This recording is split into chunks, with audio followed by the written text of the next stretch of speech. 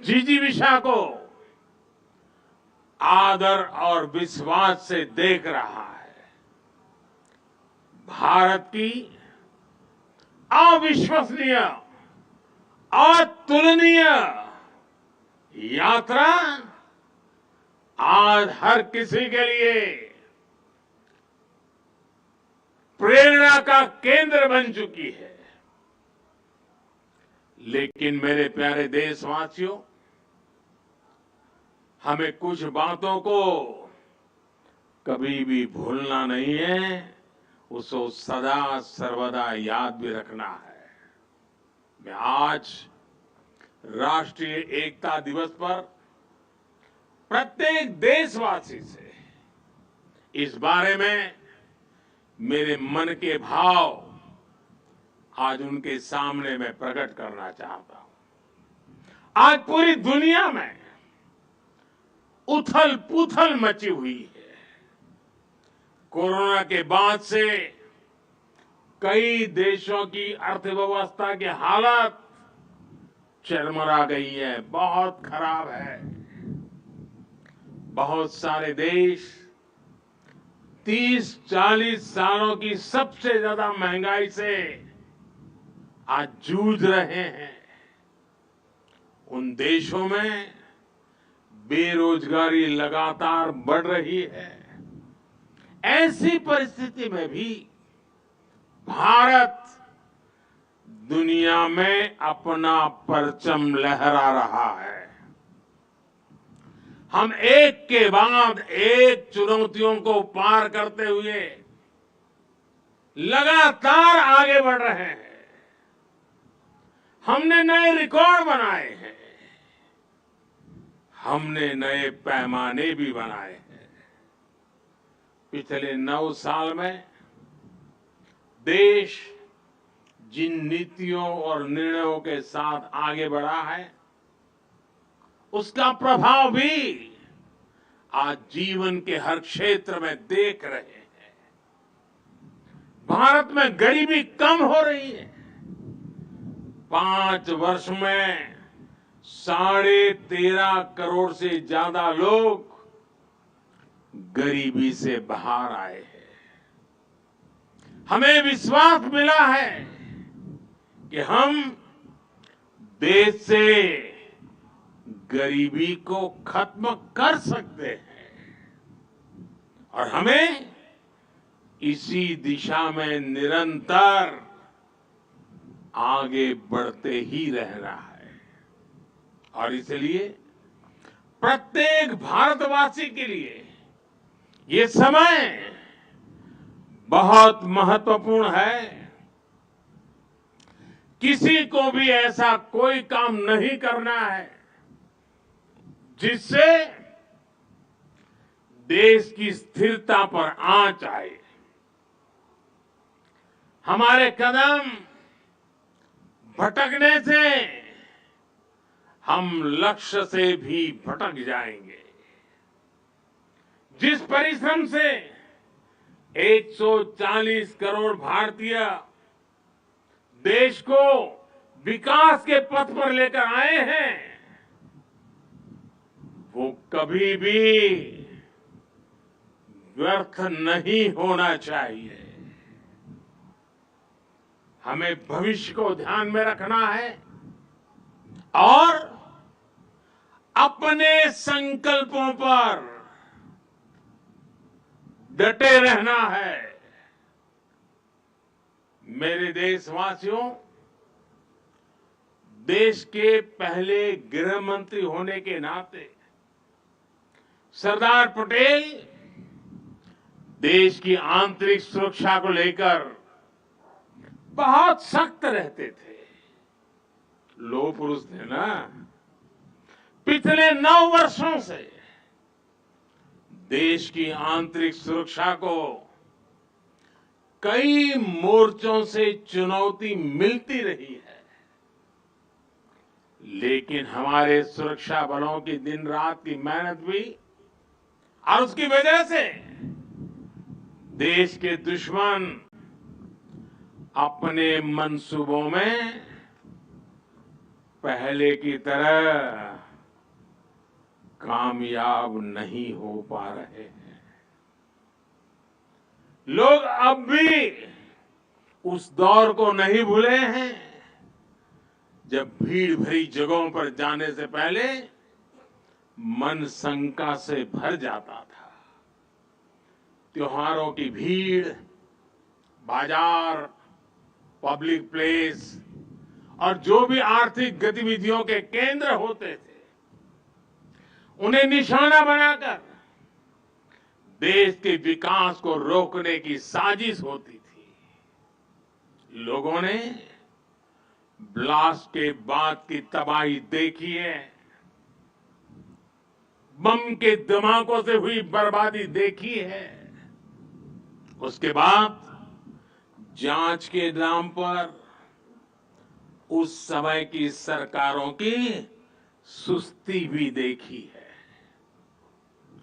आपको, देश को उस दौर में वापस लौटने नहीं देना है। हमारे सामर्थ्य से उसे रोकते ही रहना है। जो लोग देश की एकता पर हमले कर रहे हैं, हम सभी देशवासियों को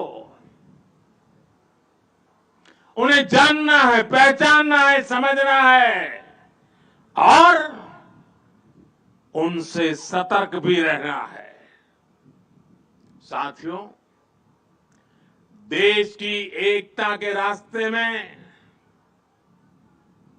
हमारी विकास यात्रा में सबसे बड़ी रुकावट है तुष्टीकरण की राजनीति।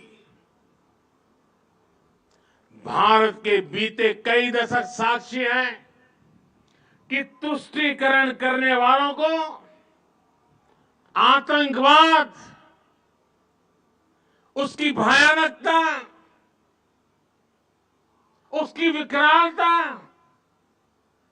कभी दिखाई नहीं देता। तुष्टीकरण करने वालों को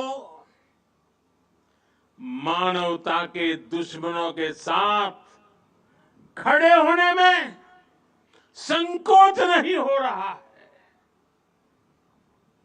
वो आतंकी गतिविधियों की जांच में कोताही करते हैं, वो देश विरोधी तत्वों पर सख्ती करने से बचते हैं। तुष्टीकरण की सोच इतनी खतरनाक है कि वो आतंकियों को बचाने के लिए अदालत तक पहुंच जाती है। ऐसी सोच से किसी समाज का भला नहीं हो सकता। इससे कभी देश का भी भला नहीं हो सकता। एकता को खतरे में डालने वाली ऐसी सोच से हर पल, हर समय देश के हर कोने में हर देशवासी को सावधान रहना ही है। मेरे प्यारे देशवासियों, अभी देश में चुनाव का भी माहौल बना हुआ है। राज्यों में चुनाव की प्रक्रिया चल ही रही है और अगले साल लोकसभा के भी चुनाव होने वाले हैं।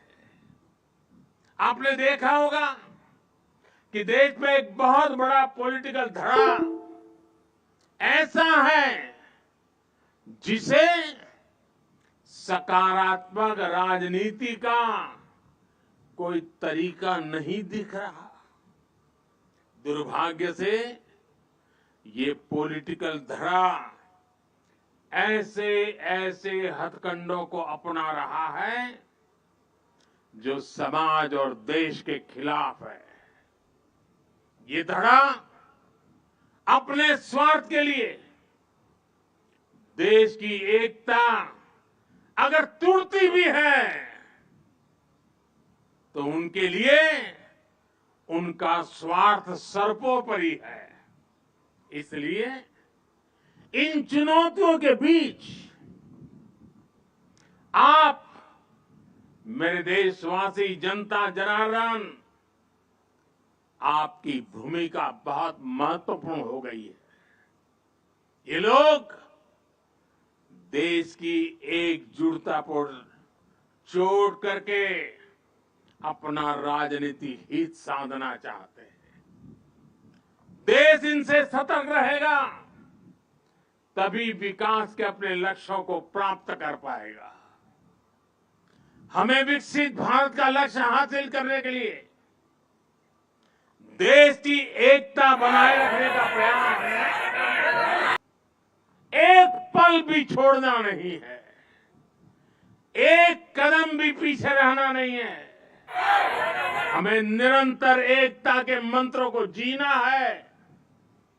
एकता को साकार करने के लिए हमें अपना निरंतर योगदान देना है। हम जिस भी क्षेत्र में हो, हमें उसमें अपना 100% देना है। आने वाली पीढ़ियों को बेहतर भविष्य देने का केवल यह उत्तम से उत्तम मार्ग है और यही सरदार साहब की हम सभी से अपेक्षा है। साथियों, आज से MyGov पर सरदार साहब से जुड़ी एक राष्ट्रीय प्रतियोगिता भी शुरू हो रही है। सरदार साहब क्विज के माध्यम से देश के युवाओं को उन्हें जानने का और मौका मिलेगा।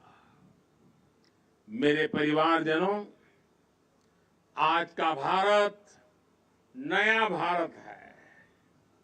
हर भारतवासी आज असीम आत्मविश्वास से भरा हुआ है।